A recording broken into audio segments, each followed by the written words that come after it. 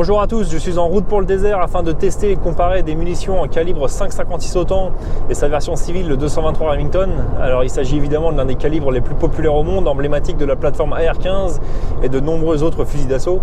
Mais aujourd'hui on ne va pas se pencher sur l'historique de ces calibres et sur leurs caractéristiques techniques, on va vraiment se concentrer sur nos petits tests balistiques. Donc spécifiquement on va s'intéresser à la balistique terminale de ce calibre en comparant des munitions, donc les petites 55 grains FMJ standard, les M193 longtemps utilisées par les armées OTAN, la M855 dite Green Tip, encore utilisée aujourd'hui par l'armée française, avec sa petite flèche acier, des munitions de chasse comme les Super X de chez Winchester, qui sont à pointe creuse, des Speer Gold Dot qui elles sont à pointe souple, afin de voir si on trouve des différences entre les quatre. Donc on va réaliser ces tests avec mon AR-15 qui a un canon de 16 pouces avec un pas de rayure de 1/8, c'est-à-dire que le projectile fait une rotation sur lui-même tous les 8 pouces, donc en l'occurrence là il va faire 2 rotations complètes avant de quitter le canon. Alors évidemment mon canon n'est pas optimisé pour toutes ces munitions, on sait notamment que la M855 est optimisée pour les canons de 20 pouces avec un pas de rayure de 1/7 comme les M16 à partir des années 80, mais entre le pas de rayure de 1/8, la chambre en 223 Wild, on a quand même quelque chose d'assez polyvalent qui devrait nous permettre de mettre en lumière les différences éventuelles de performance entre ces munitions. Mais avant ça, une rapide page de réclame, puisque comme vous le savez, nous subissons actuellement une terrible épidémie. Je veux parler de l'épidémie de démonétisation qui touche actuellement les contenus armes à feu sur YouTube. Donc j'en profite pour remercier notre sponsor du jour qui est, tenez-vous bien, Raid Shadow Legends, ou comme on dit dans l'Aisne, Raid Shadow Legends. Raid Shadow Legends est le plus grand jeu mobile de tous les temps, un RPG multijoueur dans lequel vous formez votre champion et vous l'envoyez propager les valeurs des droits de l'homme à grands coups de hache dans la tronche de vos adversaires. Vous pouvez choisir parmi 600 champions avec chacun des histoires et des caractéristiques uniques, comme ce gros rustre qui n'a jamais mangé un gramme de soja dans sa vie. Donc je vous invite à passer par les liens en description pour télécharger Raid Shadow Legends sur Android, iOS ou PC. Au rayon nouveauté, il y a un nouveau boss à battre qui est une hydre à 6 têtes avec des sobriquets tous plus charmants les uns que les autres, tels que la tête de souffrance, de purulence, de courroux, de tourment, de plaie et de malice. Donc le but, si vous ne l'aviez pas encore compris, c'est d'envoyer vos meilleurs champions à la castagne afin qu'ils rappellent les heures les plus lumineuses de la Sainte Inquisition à cette espèce d'engeance à 6 branches. On peut rejoindre des clans et en combattre les chefs dans un univers médiéval fantastique. Tiens toi la rombière, tu veux du progrès, v'là du gros progrès dans ta tronche. Et toi sale boomer, prends ça, ça t'apprendra à avoir fait mai 68. De plus, à partir de maintenant et jusqu'au 28 janvier, Raid vous offre un champion en édition limitée. Il s'agit en ce moment de Simple, la légende de l'e-sport, qui est disponible gratuitement pour les anciens et les nouveaux joueurs de Raid, à condition qu'ils se connectent pendant 7 jours jusqu'au 28 janvier. De plus, en cette période de festivité, Raid propose toutes sortes d'événements et de tournois.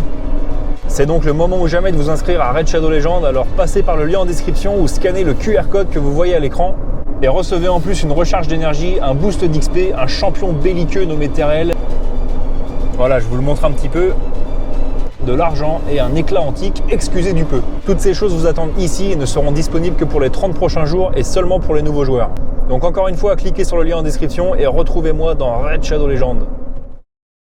On va commencer par un comparatif rapide de 5,56 et 223. Donc j'ai 5,56 ici, 223 là, même marque, même fabricant. Et avant de plonger un petit peu dans les détails, parce que c'est un sujet autour duquel il y a pas mal de légendes urbaines, on va directement commencer par un petit test de chronographe.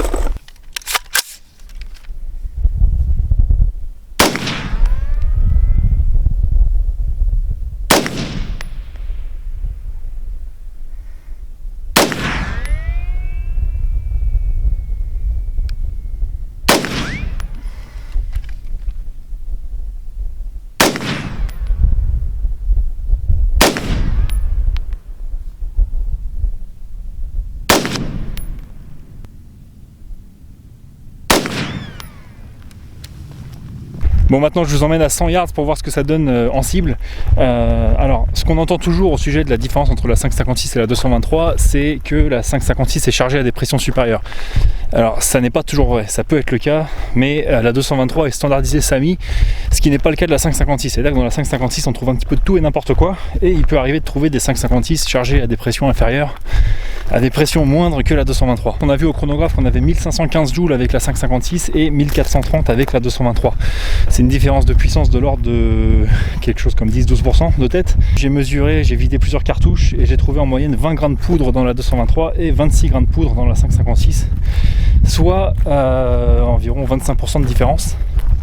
Donc la vraie différence entre les deux, c'est que bien que les dimensions extérieures de l'étui soient identiques entre les deux, la chambre de la 5,56 est légèrement plus volumineuse et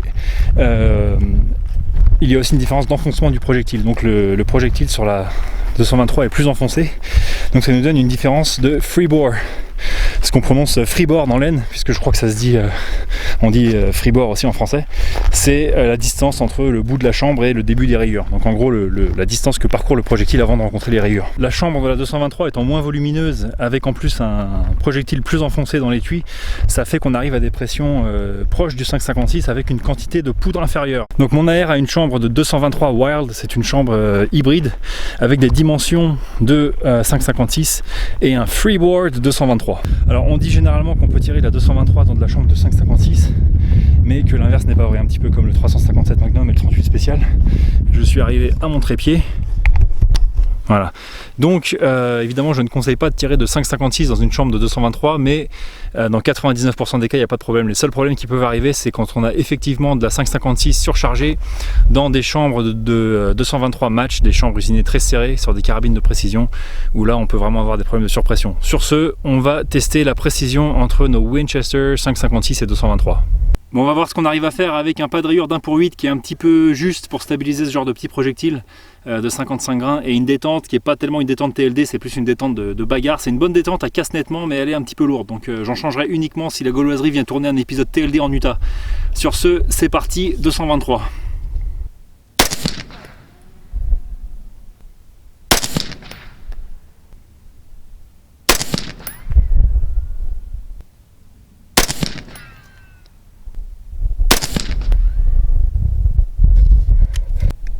Alors on a un groupe de 4 tirs ici qui fait 1 MOA et demi, et on a un petit flyer juste là, donc je sais pas si c'était moi ou la munition, mais bon, c'est pas trop mal, on va passer à la 5,56.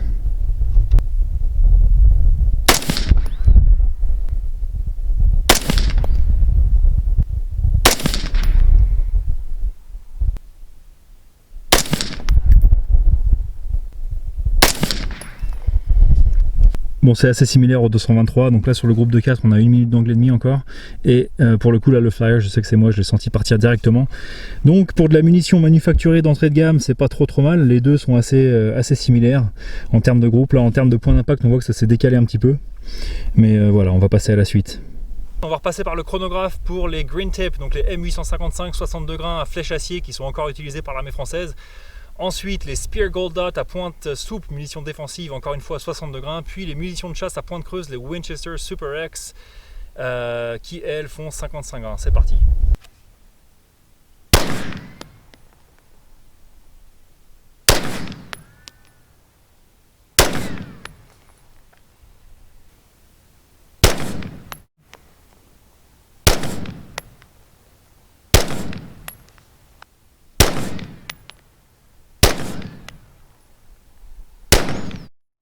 Bon, là on a une différence assez importante d'un type de munition à l'autre, 1660 joules avec les Green Tips et seulement 1320 de moyenne environ avec les Spear Gold Dot, donc c'est assez faible surtout pour la munition haut de gamme.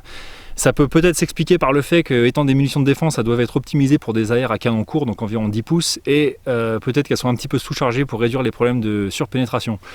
Ensuite les Super X de chasse 223 Remington à 55 grains, là on a eu environ 1500 joules, donc dans la moyenne de ce qu'on a obtenu au début. On va passer à la suite des tests, on va commencer par des bidons d'eau. Bon, comme d'habitude, petite comparaison sommaire du choc hydrostatique dans des bidons d'eau. Donc on commence avec les M193 55 grains, ensuite les M855 avec la flèche acier 62 grains, puis les Gold Dot à pointe souple et enfin les Super X à pointe creuse. C'est parti.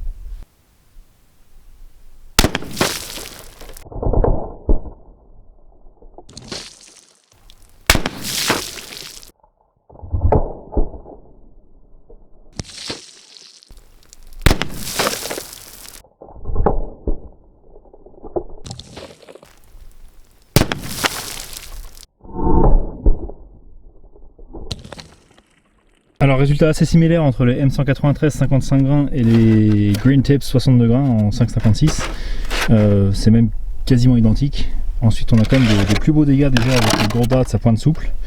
Et mention spéciale aux Super X, les bonnes vieilles pointes creuses. J'ai rarement fait autant de dégâts dans un bidon d'eau. Alors ce qui est marrant quand les journalistes vous parlent d'AR-15, c'est qu'ils vous parlent d'une arme surpuissante, quasiment de destruction massive. On va rapidement comparer pour s'amuser avec le 30-06, donc le calibre de la bonne vieille M1 Garand américaine de la Seconde Guerre mondiale, entre autres.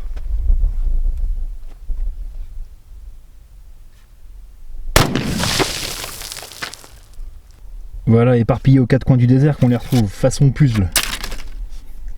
Bon, ça fait longtemps qu'on n'avait pas fait d'atelier maçonnerie, on va voir ce que ça donne sur des matériaux durs, dans le même ordre.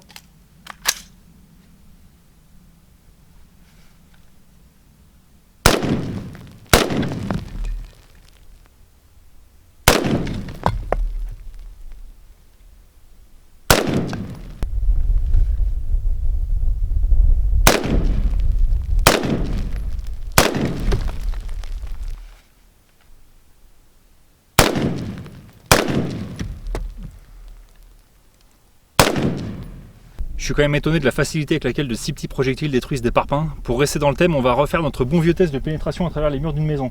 Donc on a deux parois en placo, donc une épaisseur de chaque côté, isolant au milieu, un mur en parpaing à l'extérieur et une victime innocente au milieu. Alors j'ai pas de doute que les FMJ vont traverser comme dans du beurre, mais on va voir si on arrive quand même à minimiser un petit peu la surpénétration avec les pointes souples et les pointes creuses. C'est parti.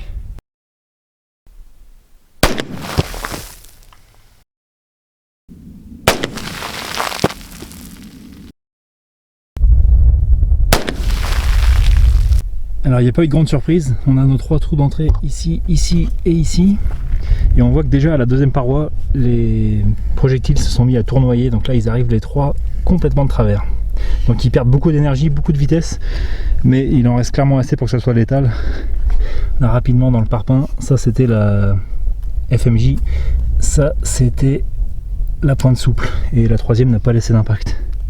Et même dans les bouteilles on voit très bien que les projectiles sont entrés de travers. Donc ici... je sais pas si vous arrivez à voir ici. Enfin bref, dans les trois cas c'est clairement létal. On se doutait bien que c'était pas des petites parois en placo qui allaient vous protéger d'un AR-15, mais il y a quand même une belle perte d'énergie. Bon, pour changer un petit peu, quelqu'un me disait récemment que la 223 a tendance à ricocher sur les pare-brises. Donc ça tombe bien, j'ai un pare-brise de la 223, donc on va aller faire quelques tests avec ça. On va voir ce que ça donne avec un angle très ouvert.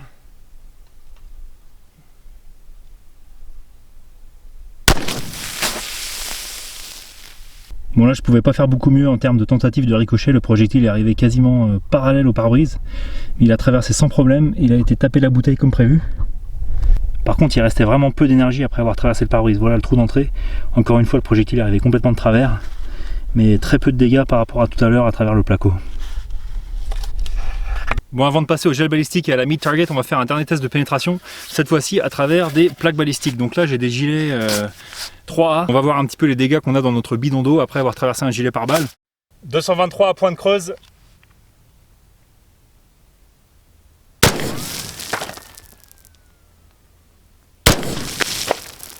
Bon, vu le résultat, il n'y a même pas besoin de tester avec les balles FMJ blindées. Sans gilet, on est en deux morceaux. Avec gilet, on est en un morceau. On a un trou d'entrée ici, trou de sortie là. Et bon, ça aide un petit peu, hein, mais pas beaucoup. Bon, je vais tester balle blindée, pointe souple, pointe creuse dans le même bloc de gel, donc ça risque d'être un petit peu serré.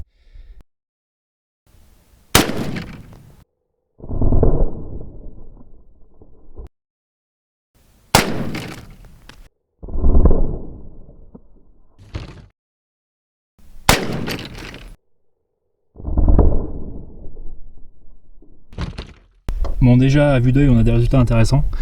On voit la différence dans les cavités permanentes par rapport au test qu'on a fait jusqu'à présent avec des pistolets. Ça n'a vraiment rien à voir. Niveau pénétration, on a 16 pouces soit 40 cm avec les FMJ ici, et on a 13 pouces avec les Gold Dot, les pointes souples.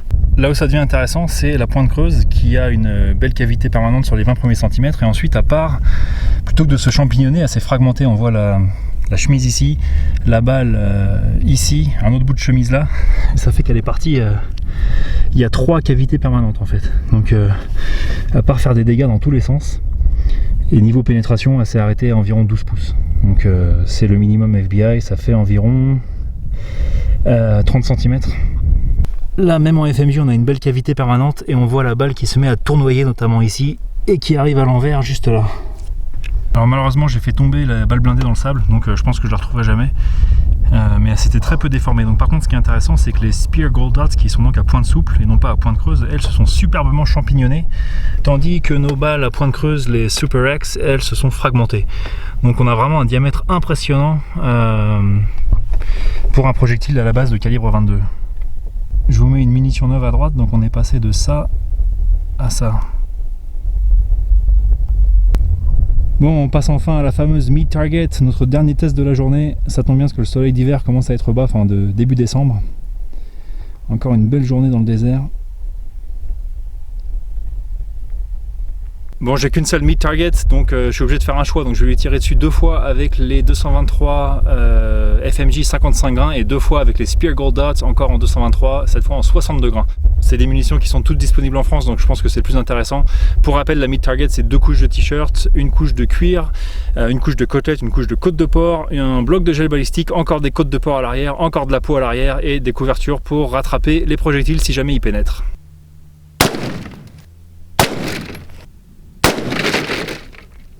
Alors les trous d'entrée dans les côtelettes, ici c'est en FMJ, ici c'est en pointe souple, les Gold Dots, rien de très impressionnant. Ensuite par contre dans les côtes, donc là on a les trous d'entrée des FMJ, on a cassé les côtes. Mais alors avec les Gold Dots, là les os se sont carrément évaporés, quoi. C'est pulvérisé, il reste plus rien, impressionnant. Trou de sortie des côtes, donc FMJ, Gold Dots.